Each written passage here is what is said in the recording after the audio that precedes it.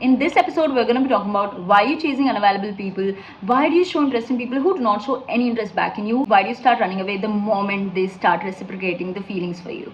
Hi guys, welcome to Unfiltered. This is Somya. Over here we have some real conversations about life, love and lessons. A fiery intro, isn't it? So this is my very first video podcast. I specifically bought a lapel mic for this so that my audio does not butcher, but it's just not connecting to my phone, guys. So hoping that the audio quality is good. All right, so why does that happen? Don't worry, I figured that stuff out for myself, and that's why I'm making this video. So basically, we attach and detach differently in relationships. We are wired very differently, obviously, because that's how we behave very differently in any form of relationships, friendships, with our parents. So similarly, I have a friend who is very particular about her space. She needs her alone time. She's very independent, and she does not like expressing her emotions so much. She takes a lot of time to come back after conflict and confront things, right?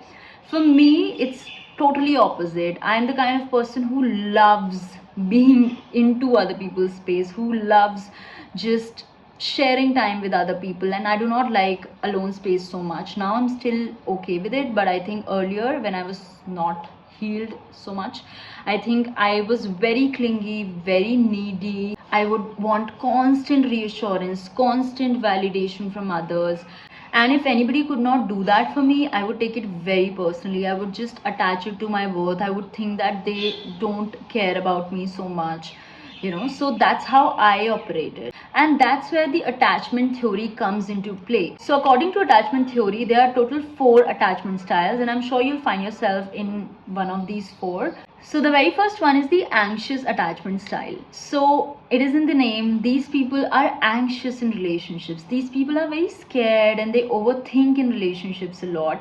They always have this feeling of they'll be left behind, rejected, or they'll not be good enough. So they try to earn their worth a lot by doing a lot for other people. They do not know how to communicate their feelings in a very healthy way. So they'll just express it in a very passive way. So they'll show their anger, but they won't be able to really communicate what they're feeling. And so all these things come under anxious attachment style, and obviously their friends, their relationships, other people can give that reassurance to them, that validation to them, but it is not so sustainable, because if somebody does not believe to their core that they're not good enough, that they'll not be abandoned, or even if they do, that has not to say anything about them and their self-worth, they won't be, even if other person is validating those things for them, that won't be able to work for the longest time. So they'll have to heal and come to that space where they know that they don't have to constantly seek for that outside, that they know it in themselves, that they're worthy, of communicating their needs and setting boundaries, have their own personal time, put themselves as a priority. This is a big one for anxious people, and I've seen this a lot in women, because from the society that we are coming in, women were appreciated for doing these things, for putting other people first, for sacrificing themselves, people pleasing, for not having no boundaries at all. So somehow women have this belief that by doing this they're going to be earning their worth, but sadly by doing this other people are going to be taking you for granted, because you are taking yourself for granted. That's what you are kind of communicating by not really communicating, obviously telling other people that you're not good enough. And on the other hand, I think men were really praised to not show vulnerability, to not express their feelings fully, to act tough.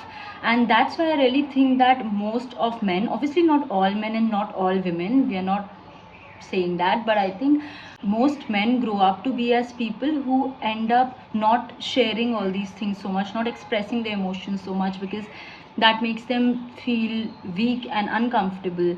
And that's why I think most of them fall under the avoidant attachment style, which is my next attachment style that I'm going to be talking about. So for this attachment style, they're also very insecure, and They are scared like anxious people, but they express it very differently from the anxious people. So in the case of anxious people, to feel a sense of safety, they go even more closer, they get needy and clingy. But for the avoidant people, they start avoiding. To feel that sense of safety, they start avoiding themselves, their emotions, other people, closeness, vulnerability. So for them, they look at things in this way that if they are vulnerable, if they are open to other people, they might get hurt. So just to feel that sense of safety, they retrieve back and try to be more independent. They are the kind of people who are not so naturally dependent on other people. Unlike anxious people, these people like to have their own personal space. That's what makes them feel safe and secure. These people uh, come out as very independent, in fact to a point where it is hyper independence. They do not like to rely on other people, because when they were growing up, maybe relying on other people was unsafe, and that's what they learned, that they have to rely on themselves. Now if you notice, you'll find out that both these attachment styles have this root of not feeling good enough, but both of these styles express it very differently. One person likes to stay close just to feel that safety, the other person likes to stay away just to feel again the sense of safety.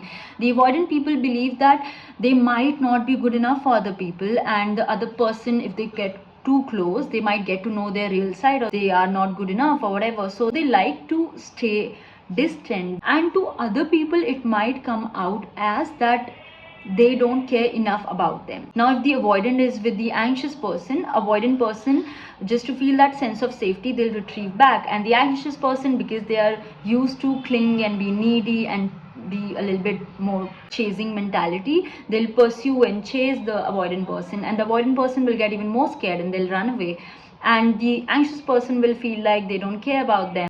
Now that's where that push and pull game also comes into play. When somebody is interested in you, you're scared of the vulnerability, of closeness, of the fact that they'll really get to know the real side of you and they won't like it, so you start running away.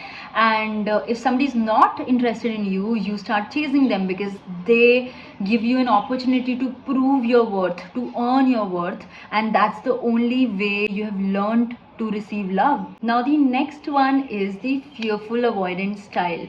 This one is the mixture of the two, the best of both worlds. So they have the anxious side also, they also have the avoidant side. So if you have somebody in your life who just comes in and out of your life as they please, sometimes they are expressive and anxious, and the other times they are just not expressive at all, they just run out of your life, they are most likely fearful avoidant. So these kind of people just didn't know how to find safety, so they swing from one end to another.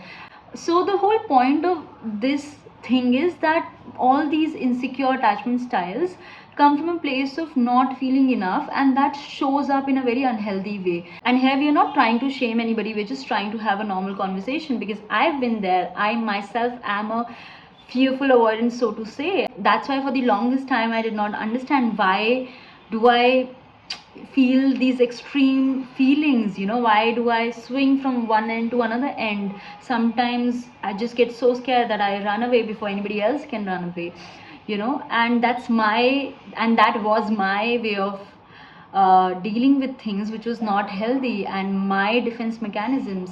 But now, because I want to become more healthy and more secure, I am trying to have communication which is more healthy. I'm trying to have direct communication. When I was more anxious, I felt like I will not be able to express my needs, because my needs do not matter at all, and I did not know how to set boundaries. But at the same time, when I was scared and triggered and hurt, and I felt like somebody else can take advantage of me or hurt me, or I felt unsafe, I became that bitch that would like shut people out of my life, push people out of my life before they can do the same to me, because I sensed danger over there, and I coped with it in a way where I would just put on a wall, and even if I would communicate, I would communicate in a very passive aggressive way. I would just burst out.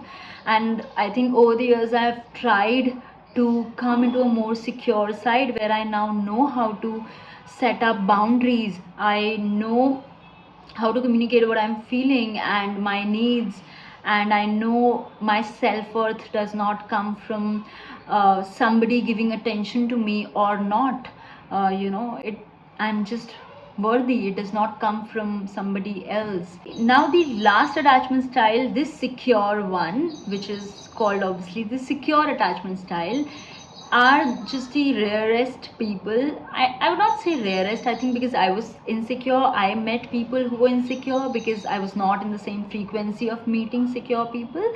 Uh, so I think there are people who are secure who grew up in healthy households, who were taught from the very beginning that they can express their needs, they can say no, their needs were validated, their boundaries were respected from the very beginning. So it was very easy for them to set boundaries, say no, communicate their feelings, even if they stepped outside in the world. So they had better self-worth.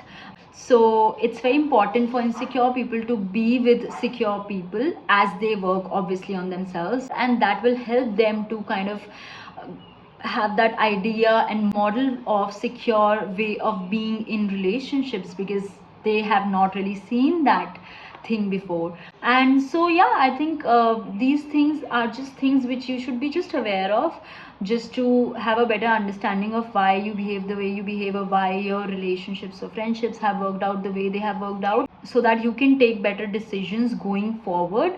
Because I really truly believe that whatever happens in your relationships or friendships in the past, that has taught you, and that has happened in order for you to reach at a point where you're so triggered that you can look inside and say, wait, what's happening, and why am I feeling so affected? And that's where you get to know that this is the thing. Because it's very easy to blame everything onto other person. I've done it for the longest time.